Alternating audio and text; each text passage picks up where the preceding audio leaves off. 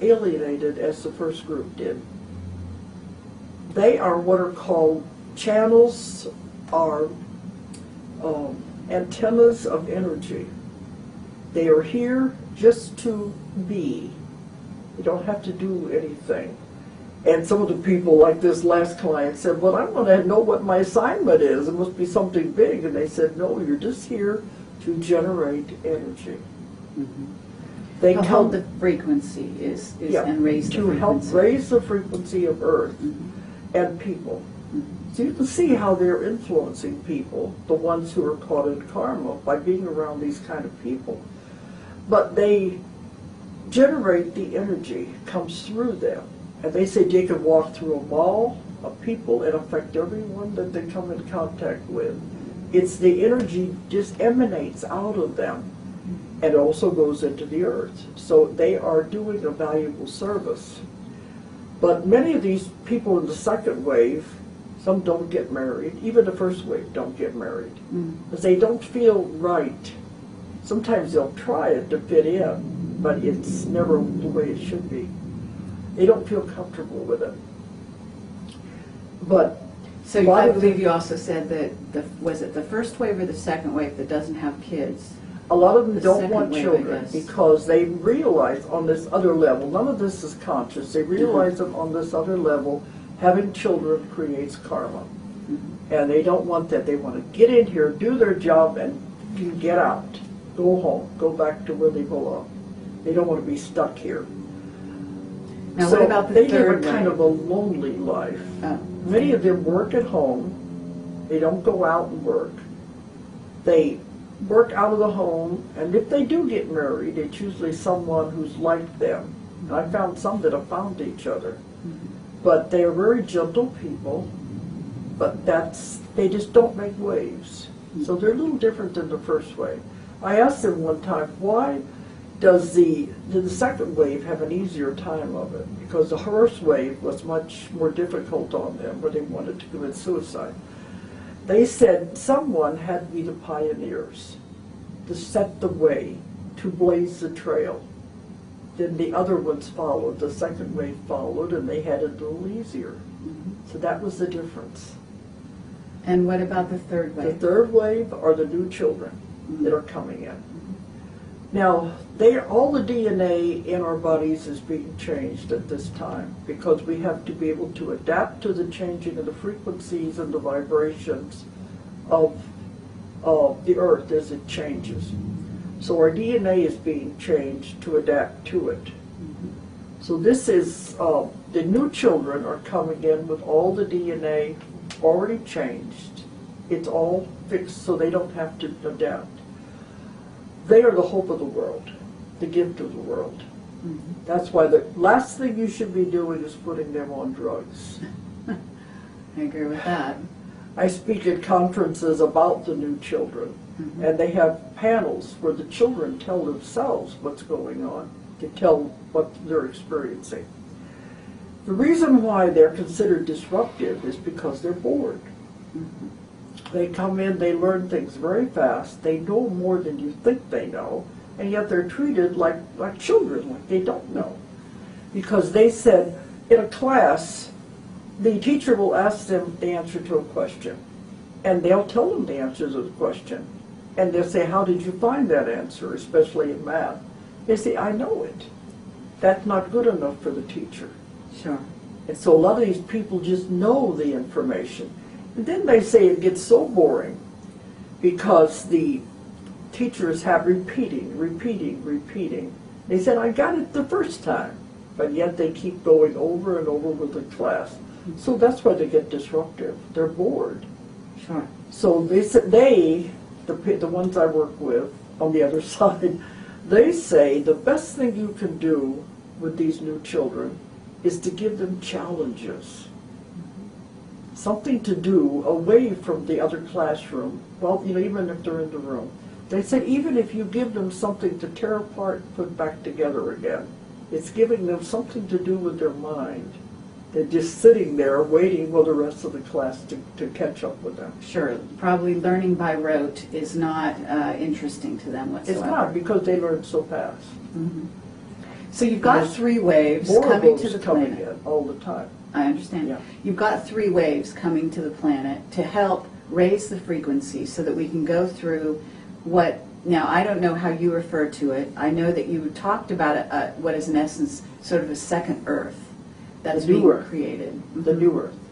And this is also something that Laura Knight Judzik, who I also interviewed, talks about. And she talks about a wave that's coming, or we're entering. It's already here. Okay. We're already in the middle of it. It Yes. started about 2003 is when it became more obvious. Okay. Does she talk about the two Earths separate? Yes. Well, in essence, going from into 4D, the fourth dimension, It's and fifth dimension. fifth dimension. Yeah, we Okay, and skipped you're- the fourth dimension. Fourth dimension is time. Okay. And so you believe that the Earth is going into fifth dimension? It's already going. Okay. And that's the information you're getting. Yes, but it's not the Earth. Mm-hmm. It's separating into two Earths. Okay. That's why I didn't know if she talked about that. Well, not specifically calling it two Earths, but the The idea old is Earth that and the new Earth. one group of people will stay behind and not, in essence, evolve at this time and move on to the next dimension. That's what's called the old Earth. Mhm. They said they will stay with what they created. Mhm. And that's all the turmoil and the violence and the wars and the catastrophes that are going on. That's the old Earth. Okay. And then the frequency that's being raised, how do they describe the new Earth being created, then the people going to the new Earth? It's beautiful. It's wonderful. Mm-hmm. It's it's like paradise. When we Okay. go, they say when you go, step through and don't look back. You don't want to see it's what's happening with the rest. But it has to do with raising the vibrations and frequencies.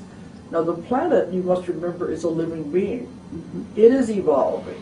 It is doing its own thing. Mm-hmm. So as it evolves, it is changing its vibration and frequency to move. It doesn't care if the rest of the world goes with it. It doesn't care if the human race goes with it. We're like fleas on a dog anyway. It just as soon get rid of us. So, But isn't it true there are some people are already going into this other No. Earth? No? no, This is not what you're hearing? no. All right. Not until your frequency and vibration is correct. Uh-huh. And are you not hearing that, in other words, that this second Earth has been already prepared? That's something different, totally. In the custodians, we talk about the ETs have prepared another planet. That's a separate thing. I see. The other planet that's being prepared is in case we were stupid enough to destroy the world. The human race must not perish. And they would take some there to keep the human race going. And a lot of these are the cloning that's been going on to keep the race going. Okay. That's a different thing. Hmm. They said you can call it what you want when you get there. It's like a new Eden. That's another planet that's being prepared. They said it'll be similar to Earth, but not exactly the same. Okay. And this new Earth that you're talking about is another concept. This is the vibrations of this Earth Mhm. moving into another dimension. Okay. So it's not that's a totally separate one. we're talking about, in essence, two dimensions, both people residing on one dimension and the other dimension, and that they're actually occupying in perhaps the same space. You mean the two Earths? Mm-hmm. No, because once they separate, they can't occupy the same space. Okay. Now they are. That's why people can't go yet, because it's not ready. The vibrations haven't completed. Okay. So you're talking about a group change. But till the vibration and frequencies match, Mm-hmm. it can't happen. That's Okay. why it's happening gradually. They said the human body is going to go. Our frequencies and vibrations have to raise to match those of the planet Mm-hmm. as you go. To change the vibration of the human body to quickly would destroy the human body. It couldn't handle it. So it's been doing it gradually. This started about 2003 is when it began to be obvious something was going on. A gradual progression. And they will change the vibrations and frequencies up a little notch. until you adapt to that. This can take several months, and there will be definite physical symptoms as this occurs. Then it will even out, and then it will go up another notch. So it's a gradual process. But now it seems like it's not affecting the human body as much because we're gradually adapting to it. The older people are having the hardest time adjusting. The young ones are coming in already adjusted. It's the ones in the middle that are having trouble. But those that can't handle the change will just leave the planet. Okay. They'll make a transition, they'll die, in other words. But they said that's okay. That's why so many are leaving all at once. It's all right to do that because they are not ready to handle the vibrations and the frequencies. But as the body adapts, as you move through this, then we will all move together. That's when the separation occurs, when it reaches that point. And have they given you a year or a time for that? No, one thing I keep asking them questions about it, they say, we can't answer all your questions because we don't know. This is the first time in the history of the universe this has ever happened. So we don't really know what's going to happen. So they said, it's the biggest show on Earth. All the ETs, everyone is watching. They want to see if we can pull it off. But let me give an example that, I don't know if you know Annie Kirkwood. She wrote Mary's Message to the World. And we used to do panels together.